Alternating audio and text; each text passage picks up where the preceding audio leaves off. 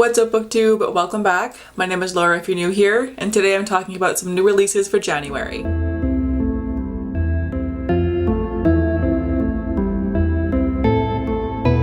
This video is coming to you guys a little bit late. I normally try to post this one in like the week before the month starts, but in all of the kind of end of year craziness and the holidays and stuff, I completely forgot. I think what happened was I went to start filming it one day. I like got everything set up. I had everything open. Like I was like good to go. And then I turned on my camera and the battery was like dead. So I didn't end up filming it. But in my head it was like, it's done already, we're good. And then I just forgot about it. So I am in the middle of filming all of my like end of the year stats and wrap ups and the best of and all that stuff right now. That's what I was planning on posting for all of January, but we're gonna pause that real quick to do this video, and then we'll be back to all those videos right afterwards. So let's get started. I have 5 books for you guys today. The first book that I have for today comes out on January 4th, so it's already been released, and that is The Ivory Key by Akshaya Ramam. First of all, the cover. We know that I have to talk about the covers constantly. I'm a Libra, I like beautiful things, I can't help myself. This one is an Indian-inspired fantasy duology. This one follows 4 royal siblings who all come from this world full of magic, but their magic is running out, and if they lose their magic, then they're going to be vulnerable to attack and possibly war. So the main character has to get the 4 siblings back together after they've all been estranged for various reasons, and the 4 of them have to go and find this mythical object called the Ivory Key in order to restore magic to their lands. But of course each sibling has a different motive. The one wants to sell it, the other one wants to give it to the rebels. They all need it for different reasons, but of course they're not sharing these reasons with each other. So I feel like it's going to be a very messy book, which I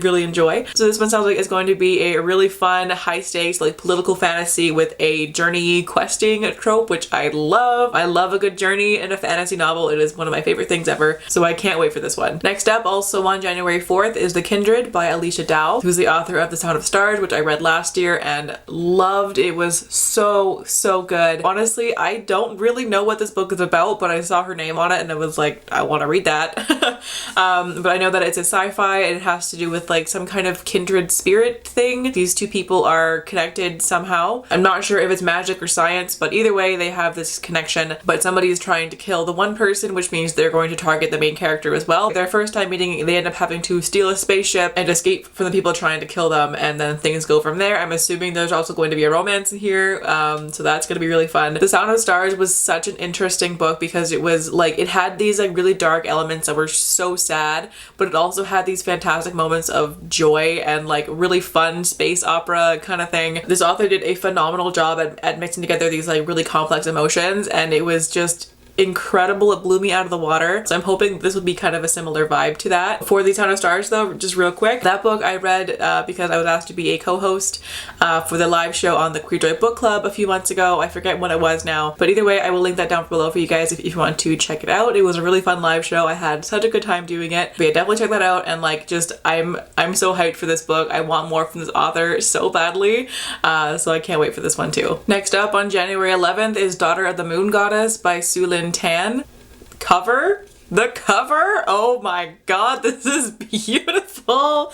This is like easily one of the most beautiful books that I've ever seen in my entire life. It is just stunning. It's so beautiful. This one is a fantasy duology inspired by the Chinese legend of the Moon Goddess, in which a young woman's quest to free her mother pits her against the most powerful immortal in the realm. That's really all that I need to know about this. I don't really want to know more about it. I talk about this all the time, but I love reading fantasy books that are inspired by different mythologies from different cultures, especially ones that I don't know that much about. So I don't want to know much about it. I want to go into it like pretty much fully blind and just kind of like learn about all this beautiful mythology. So that one I'm going to leave there. So I apologize for the lack of description for this one, but like just look at this cover, love this cover, and then go read this book, okay? Sound good?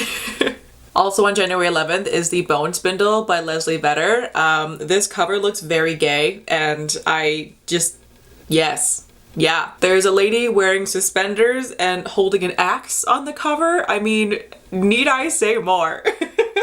And this one says, Sleeping Beauty meets Indiana Jones in this thrilling fairy tale retelling for fans of Sorcery of Thorns and All the Stars and Teeth. Yes, yes, please. I need this so badly. And like honestly, the Goodreads description is so perfect. It says, Fee is a bookish treasure hunter with a knack for ruins and riddles who definitely doesn't believe in true love. And Shane is a tough as dirt girl warrior from the north who likes cracking skulls, pretty girls, and doing things her own way. Like, Yes, just all of this is yes. And then in this one there's a sleeping prince instead of a princess, and these two have to go and help to break his curse, I guess. That's where it's going. There's going to be some dark magic, some witch hunters, all these things. And this one just sounds like a really fun fairy tale romance with like some good humor in there and a whole lot of whimsy. So this one sounds like it's going to be right up my alley, and I can't friggin' wait for it. I need it right now. And then the last book for today is Love and Other Disasters by Anita Kelly. This one comes out on January 18th. And in this one, the first openly non-binary contestant on America's favorite cooking show falls for their clumsy competitor.